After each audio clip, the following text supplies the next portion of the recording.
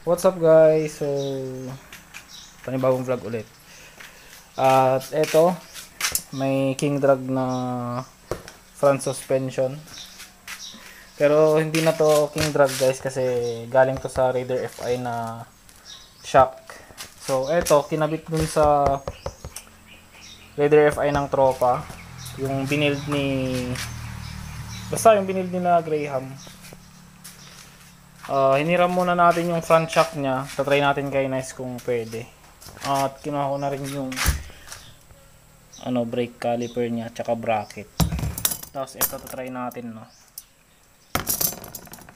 Meron na pala yung nabili kong bracket, pero ito muna yung try natin para mapalitan tong front shock niya kasi ito may tagas na. So yun, nagpatagalin at kakabit ko na guys. So yan guys, nabaklas ko na yung gulong, caliper. Tatanggalin na lang natin to. Tapos ito yung papalit natin. Naka LCM suspension pa siya. Yan, stock ng Raider FI. Ewan ko kung same lang sila ng pang Raider carb. So yun, kabit na natin. A few moments later. So nakabit na namin yung isa guys. Linisan na lang siguro to. Yung pinagbakatan ng T-post. So eto, yung comparison ng pang Raider tsaka pang XRM RS. Basta XRM. Kung pagtatapatin yung sa may ehe, mas mataas ng 1.5 inch yung pang Raider. At dito naka magic lowered kasi to. Ito stock lang, kaya halos magka lang sila. Yan. So tuloy natin guys yung pagkakabit doon. So yun guys, natapos na namin kinabit. At ito yung kinalabasan. Mas mataas siya sa stock, diba, na front shock. So ito lilinisin na lang namin gaya ng sinabi ko kanina.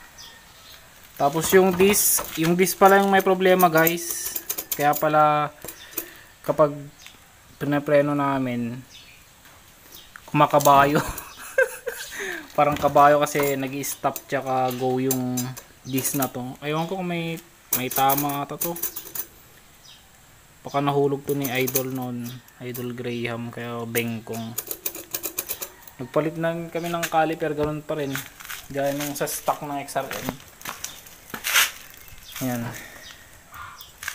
267mm lang ata kasi to, or 260. Tapos itong ng Raider naka sa 290 or 300mm na disc, naka-design siya doon.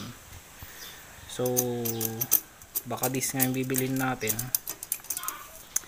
Tsaka abang-abang guys, malapit nang may kabit ulit yung mags natin, no.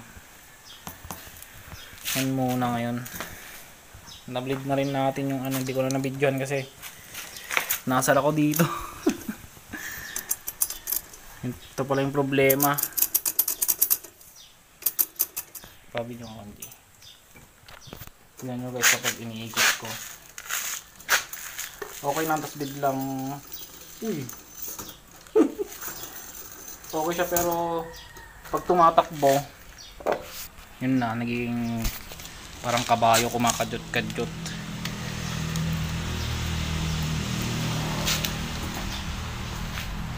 So yan yung tindig niya, mas mataas siya kaysa dun sa stock.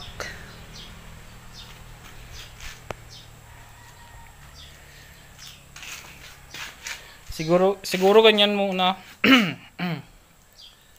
Siguro ganyan muna guys. Di muna namin lalagyan ng front fender kasi nahirapan kami sa paglagay, no.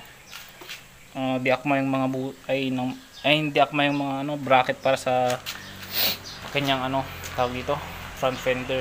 Kailangan natin ng pang Raider. So yan, abangan nyo sa susunod na vlog yung ating bagong gulong. Tapos may babalik na yung ating mags LCM. So yun guys, natapos din yung pagko-convert natin, no? Madali lang naman siya. Kaya hindi ko na pinakita yung ibang ano. Nahirapan lang kami dito.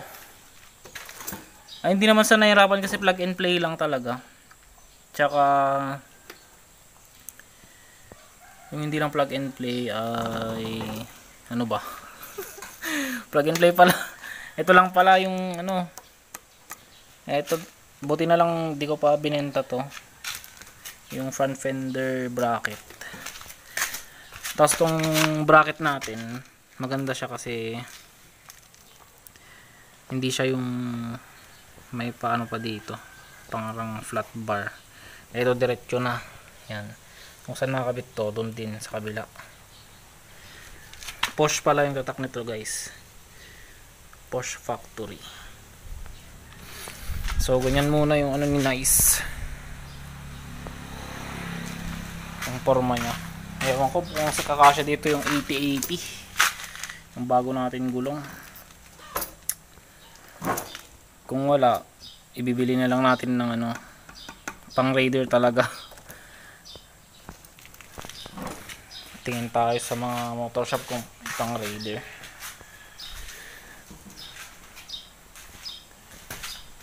Yan. Against the light pa rin, visit na yan. O yan guys, mas okay against the light kasi kanina. So mapapansin nyo ano, ito na ipasinize.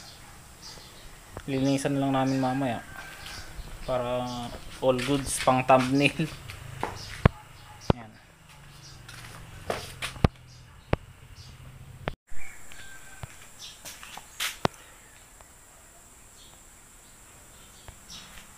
So yun lang guys yung vlog natin ngayon. Ride safe and God bless.